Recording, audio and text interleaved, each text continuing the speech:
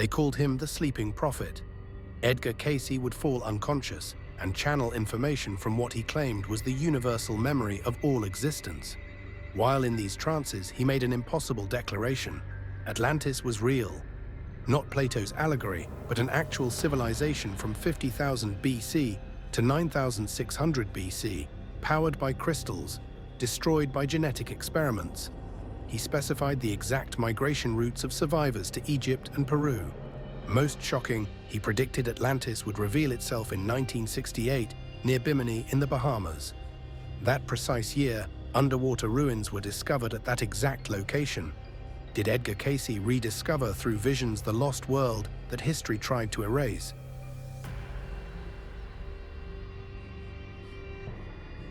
Edgar Cayce was born in 1877 on a tobacco farm in Kentucky, the son of devoutly religious parents who would have been horrified to know their boy would grow up to challenge everything the church taught about human history.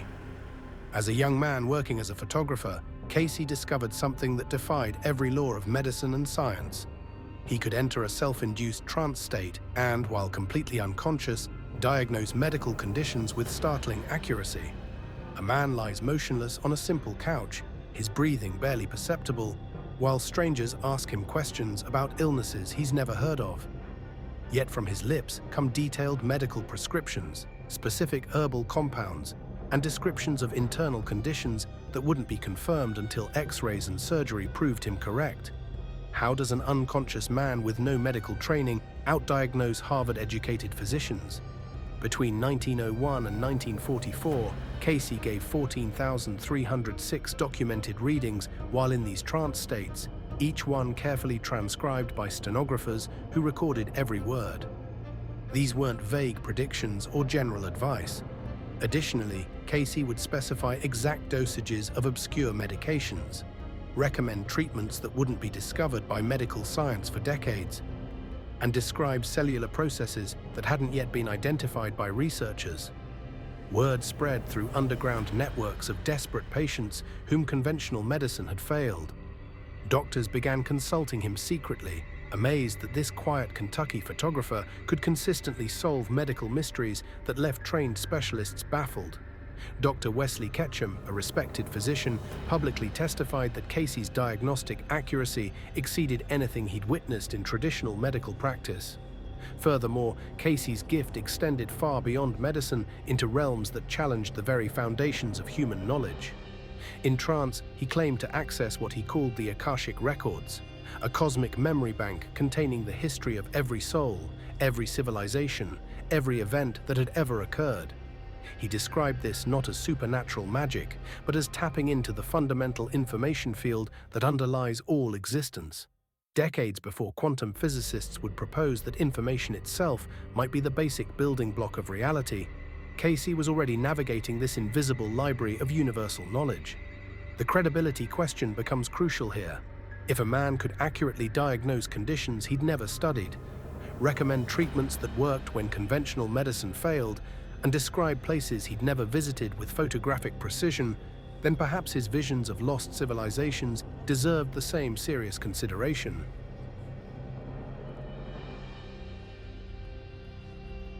When Edgar Cayce's consciousness drifted into the Akashic records and began describing Atlantis, he wasn't recounting Plato's philosophical dialogue.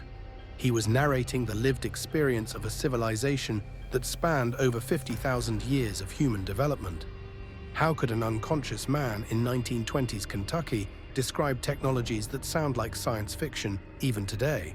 According to his readings, Atlantis began around 50,000 BC as a spiritually advanced society where beings existed in a more ethereal state, gradually becoming more physical over millennia until they resembled modern humans. This wasn't a primitive civilization struggling with stone tools.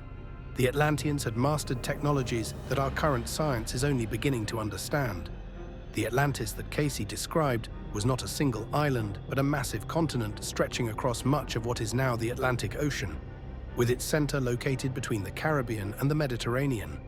Their primary energy source came from what Cayce called firestones, or terrible crystals, massive crystalline structures that could harness and focus natural forces such as solar energy, cosmic radiation, and what he described as the life force itself. These crystals powered everything in Atlantean society. Aircraft that moved without wings or engines, submarines that could travel to any depth without being crushed, communication systems that allowed instant contact across vast distances, and healing centers that could repair the human body at the cellular level. The same technology that brought prosperity also brought the possibility of ultimate corruption. Cayce described how some Atlanteans began using the crystals to experiment with genetics, creating hybrid beings that were part human and part animal, not through natural evolution, but through technological manipulation of life force energy. They were literally rewriting the code of life itself, playing with the fundamental patterns that determine what a being becomes. The civilization became divided into two factions that represent an eternal human struggle: the children of the Law of One, who sought to use their advanced knowledge for spiritual evolution and the betterment of all life, and the sons of Belial, who turned technology toward personal power, material gain, and the domination of other beings. Aren't we facing the exact same choice today as artificial intelligence and genetic engineering give us godlike powers? Cayce provided specific dates for Atlantis' destruction, describing three major cataclysms that should have been impossible for him to know. The first occurred around 50,000 BC, when misuse of the crystal technology caused massive volcanic eruptions that broke the continent apart. The second destruction happened around 28,000 BC, when the crystals were weaponized, creating fires and explosions that devastated large portions of the remaining landmass. The final destruction came in 9,600 BC, the exact same date Plato gave for Atlantis' sinking, when earthquakes and floods finally submerged the last remnants beneath the Atlantic Ocean. Here's where Cayce made his most audacious claim. He predicted that evidence of Atlantis would begin emerging again, specifically stating that portions of the lost continent would rise near Bimini in the Bahamas sometime between 1968 and 1969. This wasn't a vague prediction about someday, it was a precise prophecy with a specific timeline and location that could be verified or debunked by actual discovery. Before we dive into what happened in 1968, hit that subscribe button and ring the notification bell, because what you're about to hear will change how you see both ancient history and our modern world.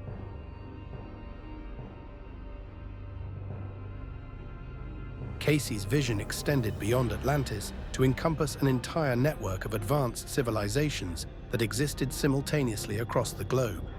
He described Lemuria, also called Mu, as another technologically sophisticated continent located in the Pacific Ocean, populated by beings who had chosen a different evolutionary path than the Atlanteans.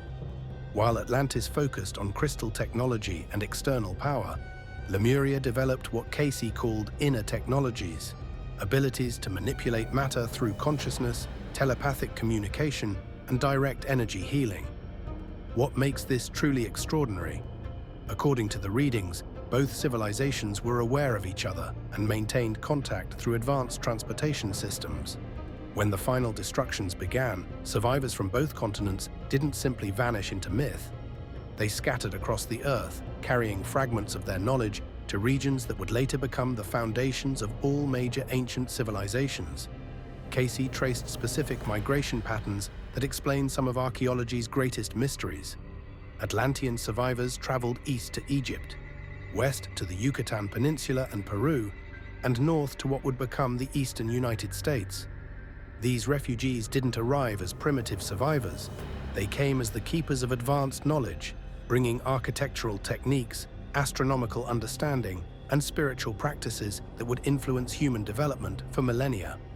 How does a civilization suddenly appear in Egypt around 3000 BC with advanced mathematics, precision stone cutting that we can barely replicate today, and complex spiritual systems that seem to emerge from nowhere?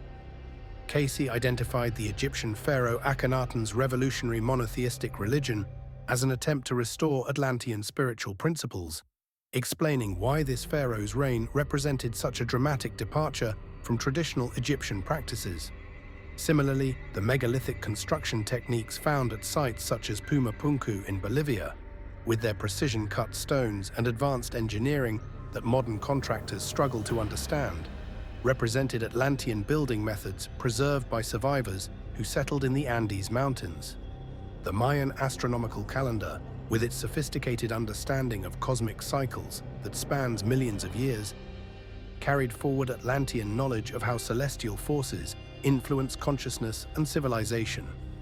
Then came 1968, exactly when Cayce predicted. Marine archaeologist Dr. Manson Valentine discovered what became known as the Bimini Road, a formation of large, precisely placed limestone blocks stretching for half a mile along the ocean floor near Bimini Island in the Bahamas. The blocks appeared to form a deliberate pathway or foundation structure, arranged with geometric precision that suggested intelligent construction rather than natural formation. How could an unconscious man in Kentucky have pinpointed this discovery 40 years before it happened?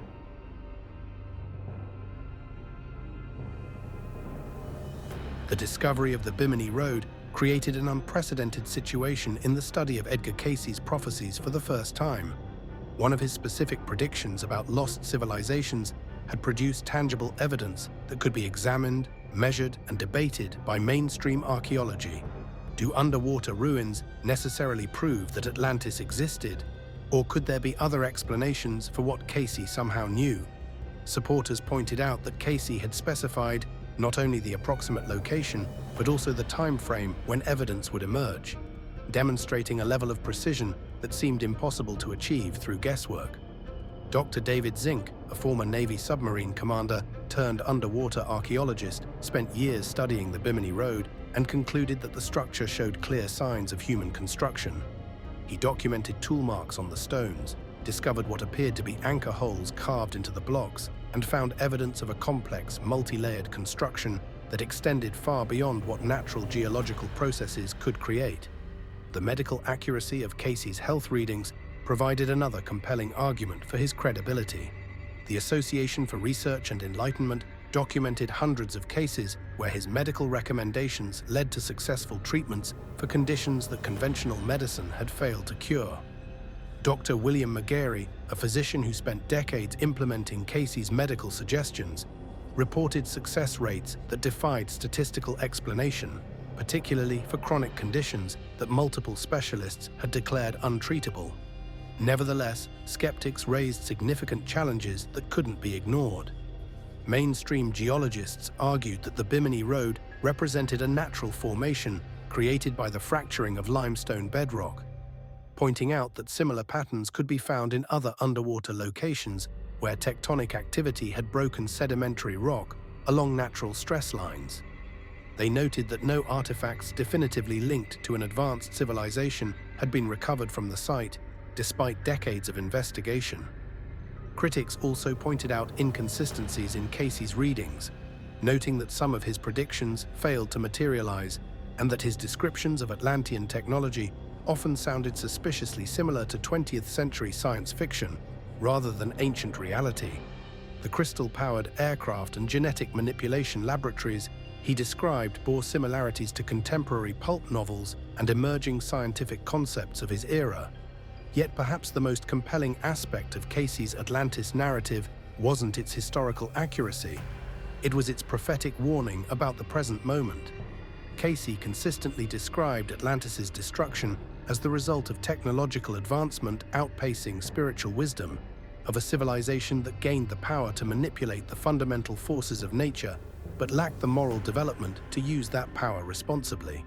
Does this sound familiar when we possess nuclear weapons capable of destroying civilization, genetic engineering that can create new forms of life, and artificial intelligence that may soon surpass human capabilities?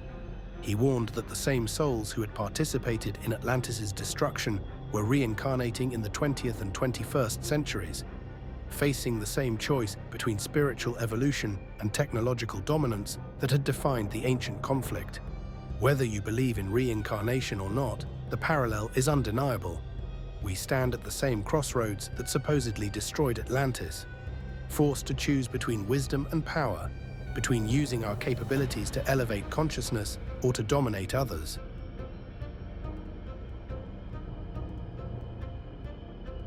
Edgar Cayce wasn't remembered only for Atlantis. His trance readings reached far beyond lost civilizations and into the realm of prophecy. And some of those predictions still shake people today.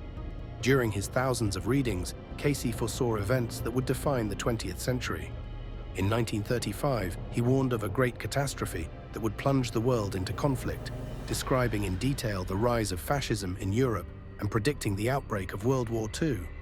In the early 1920s, he told a patient that the Russian people will become the hope of the world, foreseeing the collapse of Soviet communism and a spiritual renewal that would one day emerge from the East. He didn't stop at geopolitics. Cayce spoke of earth changes, massive shifts in the planet's crust that would dramatically reshape coastlines. He predicted melting ice caps, rising seas, and earthquakes that would cause parts of America to sink beneath the waves, while other lands would rise from the ocean floor. He even described pole shifts, the magnetic and geological rebalancing of the Earth, long before modern scientists began seriously considering such possibilities. But perhaps most astonishing were his personal health predictions. Cayce advised treatments decades ahead of their time.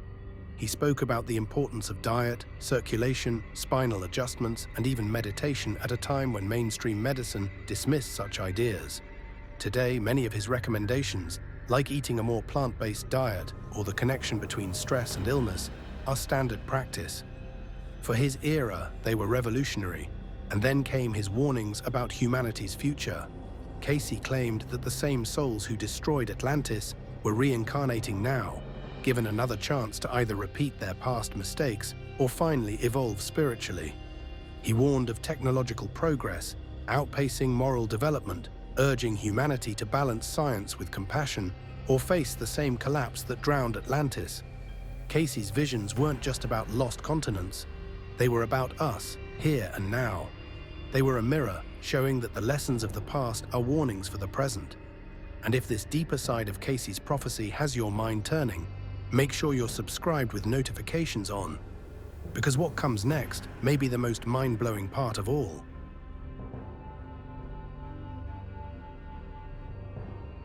If Cayce's medical cures and Atlantis prophecies raised eyebrows, it was his claim to access something called the Akashic records that truly unsettled both scientists and theologians. He described it as a universal memory bank, a cosmic library where every thought, word, and action from every soul across time was permanently recorded. In Cayce's trances, he claimed to read these records as if opening a book. He could describe past lives of individuals, forgotten civilizations, even events that had not yet occurred. To him, the Akashic records were not a metaphor.